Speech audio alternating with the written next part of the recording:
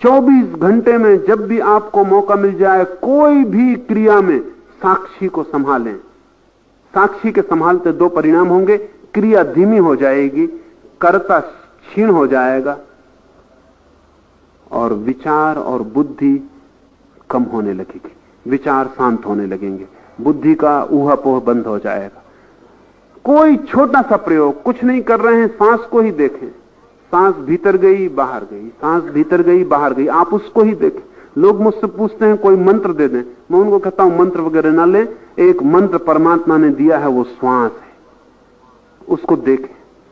श्वास पहला मंत्र है। बच्चा पहला पैदा होते ही पहला काम करता है श्वास लेने का, और आदमी जब मरता है तो आखिरी काम करता है श्वास लेने का।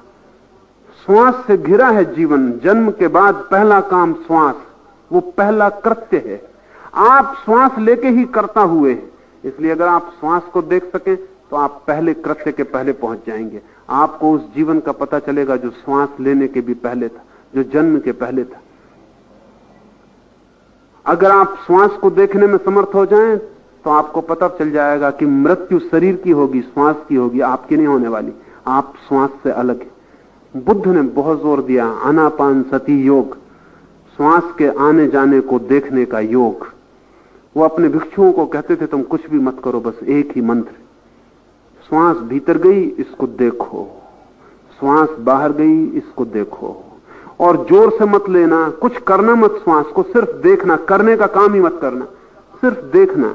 आंख बंद कर ली, श्वास ने नाक को स्पर्श किया, भीतर गई भीतर गई, भीतर पेट तक जाके उसने स्पर्श किया, पेट ऊपर उठ गया, फिर श्वास वापस लौटने लगी, पेट नीचे गिर गया, श्वास वापस आई, श्वास बाहर निकल गई, फिर नई श्वास शुरू हो गई। ये वर्तुल, इसे देखते रहना।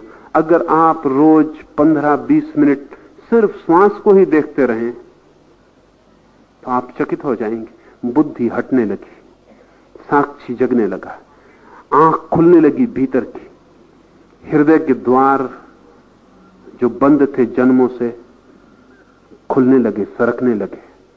उस सरकते द्वार में ही परमात्मा की पहली झलक उपलब्ध होती। साक्षी द्वार है, बुद्धि बाधा है।